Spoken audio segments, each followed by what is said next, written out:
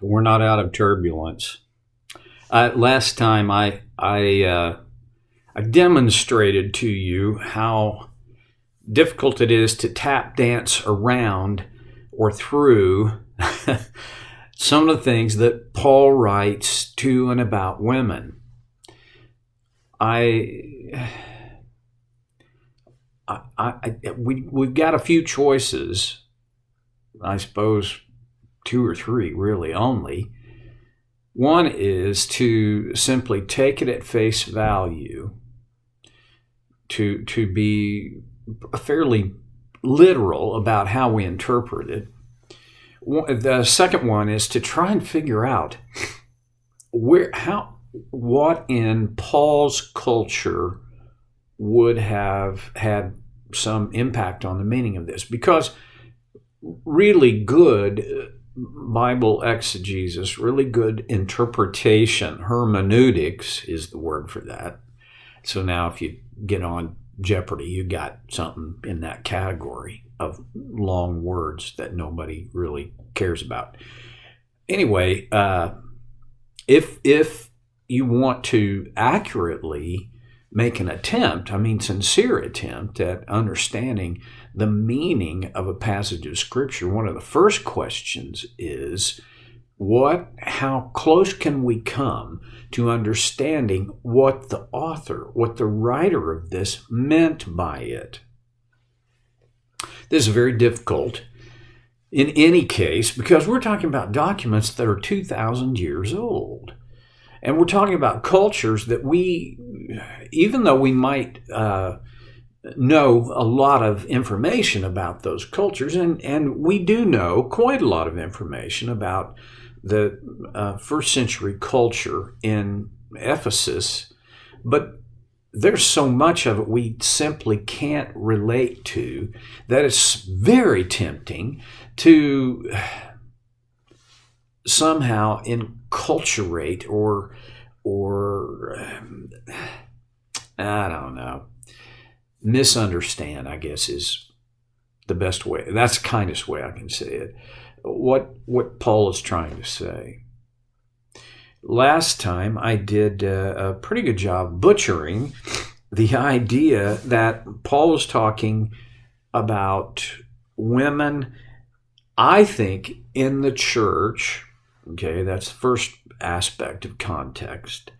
This is in verse 11, 1 Timothy 2:11. A woman or wife should learn in quietness and full submission. Now, here's one of the things about this idea of learning in quietness. Two things, actually. First of all, did you realize that in Hebrew culture, women were not permitted to learn academically? What they learned was domesticity. They learned cooking, sewing, gardening, and they may have learned, depending on the situation, Proverbs 31 gives us a glimpse of a woman who understood economics.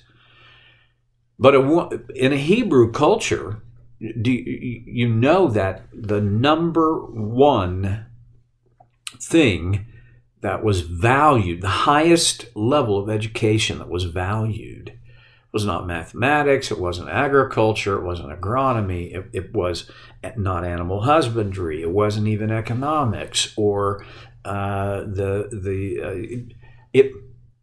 it was biblical knowledge.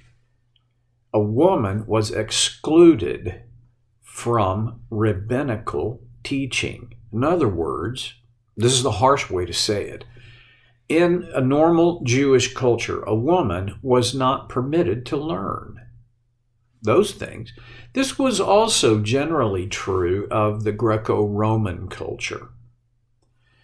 Again, I'll say it, we have so little to connect our experience with the normal experience of people in century one. And one of them is women were essentially, not completely, but for all practical purposes, They were excluded from a man's world, and it was a man's world.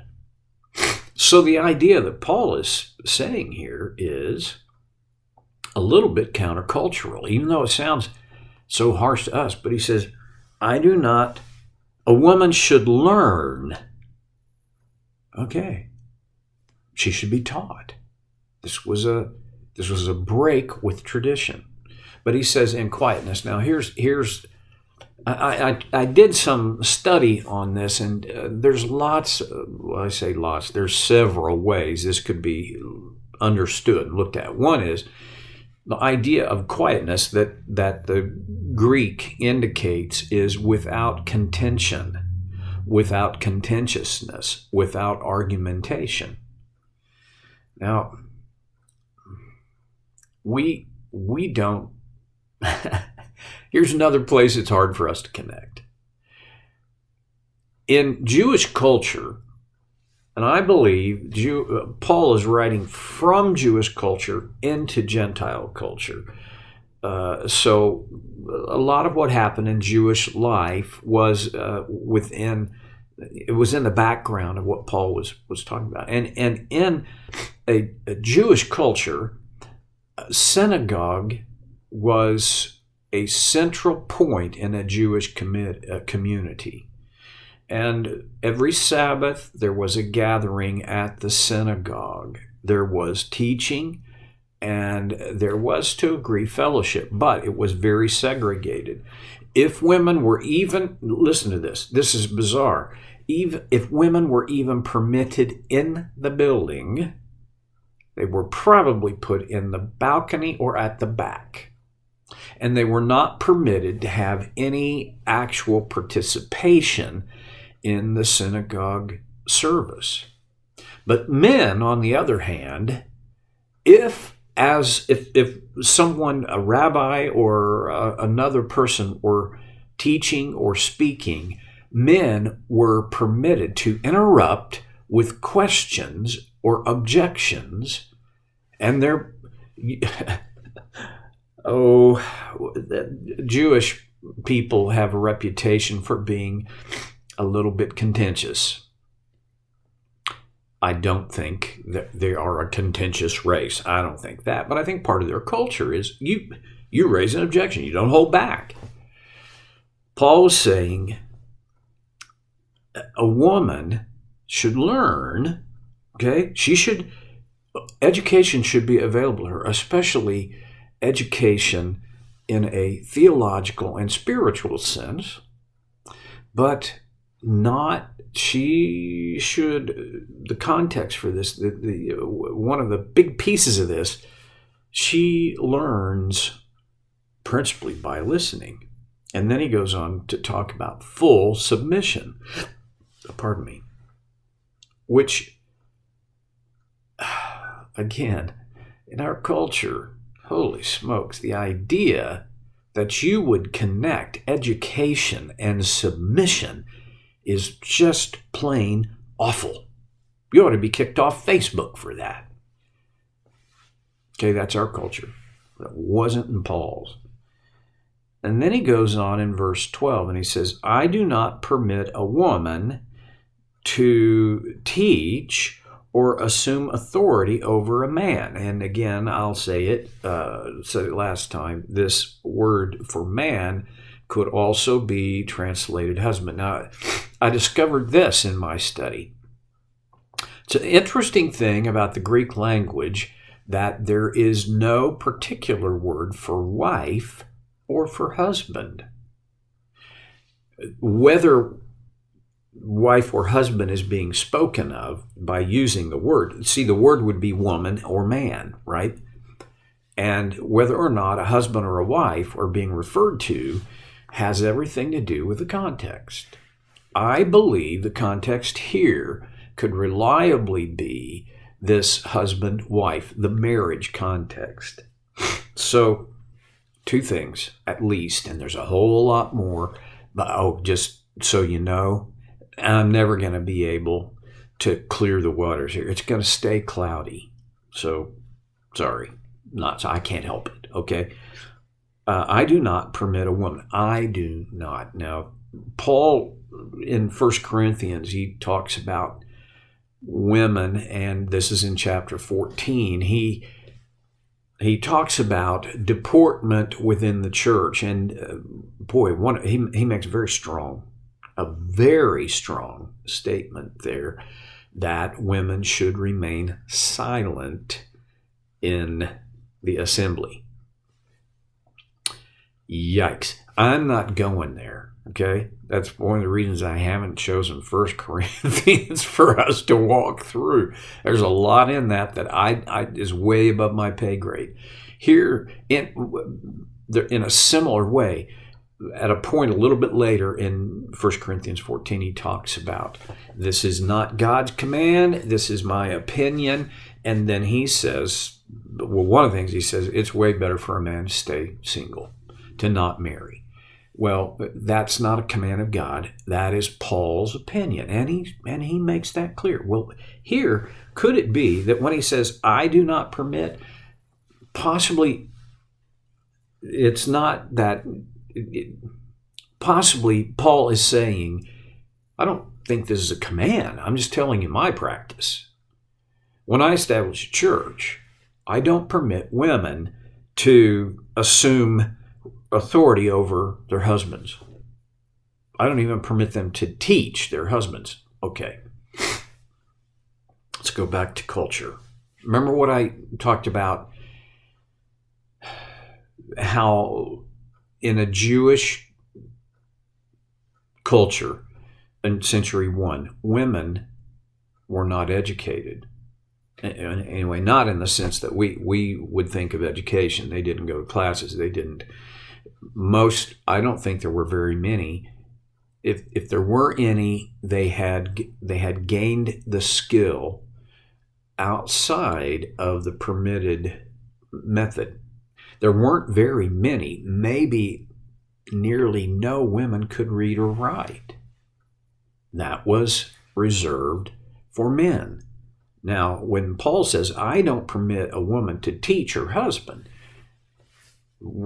one of the reasons would have been they don't have enough background. Now, if you make that into this broadest thing of she can't teach her husband anything, listen, any honest, intelligent husband would tell you their wife has taught him a ton, right? My wife taught me a ton about caring for our kids, how to not over-discipline them, how to show up, how to show compassion. I mean, just a plethora of things. And, well, she taught me some domesticity as well.